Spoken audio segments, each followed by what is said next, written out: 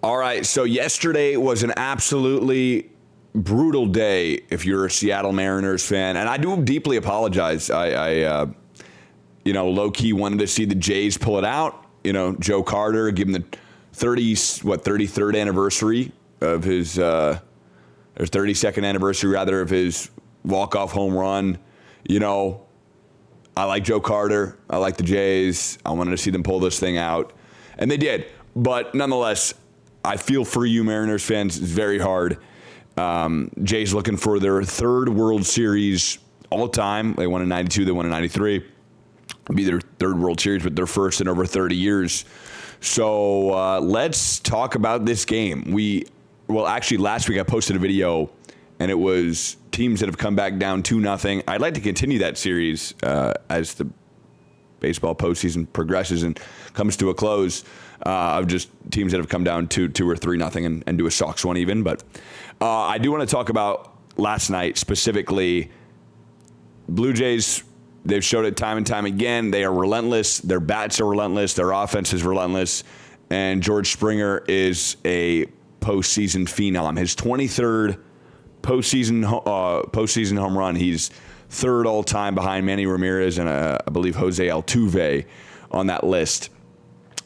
Is he going to pass Jose or Manny? It would be cool to see that happen. The Dodgers absolutely despise George Springer, I think, after that 2017 World Series. So there's a lot of storylines going on as we head into this World Series between the Dodgers and the Jays. Nonetheless, there is something about October in Toronto.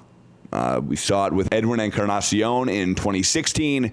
We saw it with Jose Bautista in 2015, who both hit 3-run home runs to, was it the DS and the CS?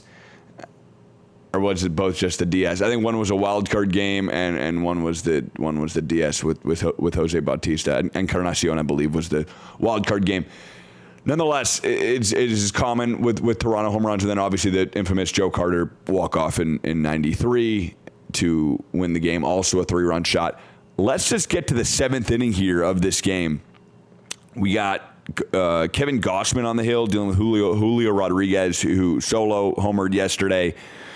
Also, the only other solo home run last night was off the bat of Josh Naylor. So we had a 3-1 lead for Seattle. It was looking good. You're in the 7th inning.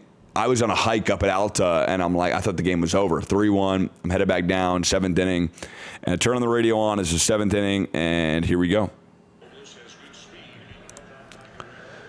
Dan Schulman on the call for Sportsnet does a wonderful job. Huge double play.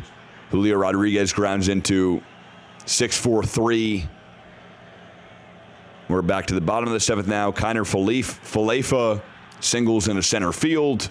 Moves Addison Barger to second. Wu on the hill. Deals with Jimenez. Jimenez bunts. Moves the runners over. Does his job. Gets thrown out at first. A-Rod actually asked Springer in the postgame why they pulled a Wu. I don't think Springer really liked the question very much, but second and third.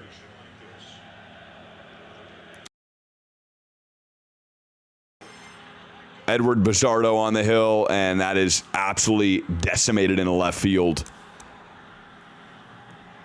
by George Springer.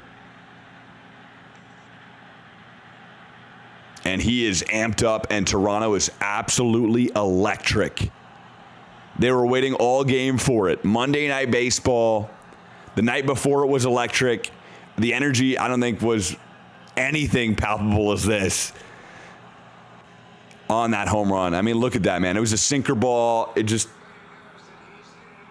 didn't hang enough and just kind of sat there at his knees. A sinker that's really supposed to dip at a much deeper angle to try to force him into a ground out, and it was just not the pitch that you want to throw to George Springer. Nonetheless, Barger lines one to first base. Should have been extra bases as well. Josh Naylor makes a hell of a play at the bag. Top 9, and then there you go. Jeff Hoffman deals with the Seattle Mariners. You see the reaction, from Shane Bieber. See the reaction from Vlad Guerrero Jr., who had a heck of a postseason as well. And this is a team that was in last place in April. They were in last place in April, and they fought, and they dominated, and they ended up finishing first in the AL East, which is obviously a really tough division.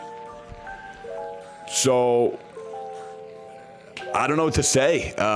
This World Series is going to be wildly entertaining. I can't wait to see it. I hope the Jays pull this one out. I think most people agree with me on that. And let's have a fun World Series here. We'll cover it. Obviously, we'll keep it coming. We'll keep the videos coming. I feel bad for Bizzardo. I think that sinker ball, he threw it in Game 6 to Springer, and he actually forced him into a ground out. And this time around, Springer just almost knew the sinker ball was coming, and again, it just did not dip enough, and it hung at knee level, which, George Springer just was waiting for that pitch and just took it to left. Gone. So, tough outing for the Seattle Mariners, looking for their first ever World Series appearance. Never been to a World Series. Ichiro Years never made it to one. And obviously to this point, again, they were up 2-0 in the series, and it was looking pretty good, headed back to Seattle. Similar to that Yankee series, you never want to give a team a chance, especially when you're on your home turf. They lost 2 in Seattle, were able to win Game 5. They lose Game 6, and then Game 7, obviously, is history. So, tough way to go out for Seattle, but hats off to these Blue Jays, who are just absolutely relentless time and time again. Happy that you made it to the end of the video. We will continue to break down the Major League Baseball postseason with the World Series coming up. The Dodgers and the Jays should be a ton of fun. Can the Jays continue their historic postseason prowess? More home runs, more late home runs. We saw Encarnacion, we saw Bautista, we saw Springer, obviously Joe Carter. Are we going to see it again in the World Series is the major question. The 16th team all time to come back down 2-0. A lot of momentum. Dodgers coming off a sweep. Tons of storylines. We will cover it. We'll see you in the World Series. For now, Michael Goodkind saying be good, be kind. Goodkind out. We'll see you in the World Series in the Fall Classic.